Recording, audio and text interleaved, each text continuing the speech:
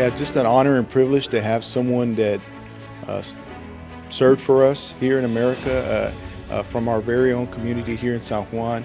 Got to serve when he was 19 years old in the Marines and fought in Japan during World War II.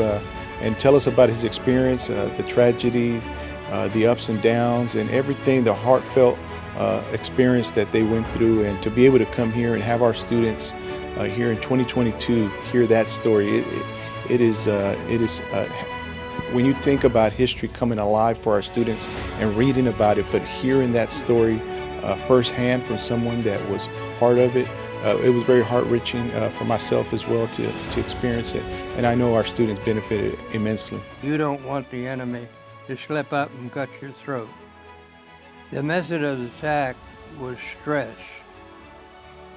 Then don't bunch up or you'll invite artillery shells. And do not disturb items laying on the ground. These rules were special to Okinawa. We invaded Okinawa in the rainy season, making our effort even more difficult. We sometimes wore our ponchos and had to carry the rifle butt up and muzzle down to keep out the water. Words can't really, do it justice. This is the most important thing. And not only Mr. Lemen's experiences in the war, incredibly important as it was, but he has a perspective being a native of San Juan.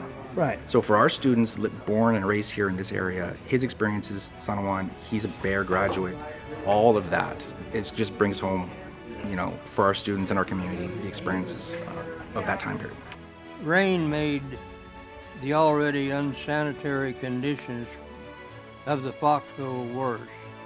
It was no fun sitting in a foxhole, especially at night, when the weather and water cooled off.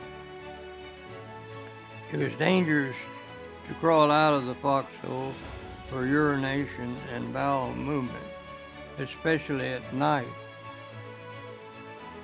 when they shot at anything that moved. It's the oral history that gets handed down is as important as what we learn in the books. That gives us greater depth, greater enrichment, greater understanding of what these men went through.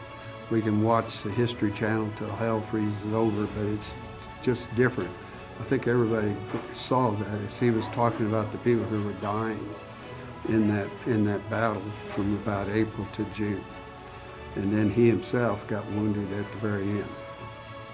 So I think that adds to our understanding of the war itself and the reason why we really want to stay away from this. This was total war. Replacement riflemen were killed even before they could be picked up on a company roster, and they were charged against the draft that they had come in on. They came up confused, frightened, and hopeful, got wounded or killed, and went right back to the rear on the route by which they had come, shocked, bleeding, or stiff. They were forlorn figures, coming up to the meat grinder and going right back out of it like homeless waifs, unknown and faceless to us, like unread books on the shelf. And occasionally we were given a day or day and a half of rest. Once Max and I went back to a CB camp where we got a hot meal and were able to use an actual flush toilet. On the way back, we saw a rocket truck in action, which is, of course, display number 5, shooting its 15 to 20 rockets, a splendid 4th of July sight.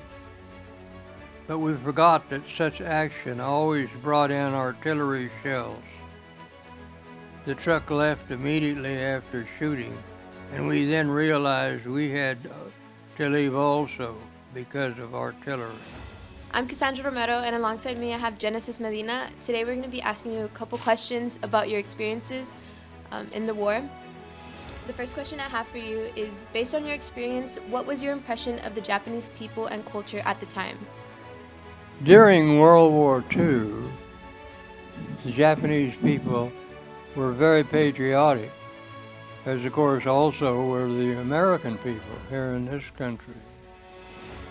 And they worshiped their emperor as God. Of course, and whatever he wanted, they did. It's awesome experience because a lot of the times while they can identify through their teachers and through their school experience some of what they witnessed here today, it's not as live and as influential as it is by seeing it live. Like Mr. Bill Lemons did an awesome job recounting the history of World War II and his participation.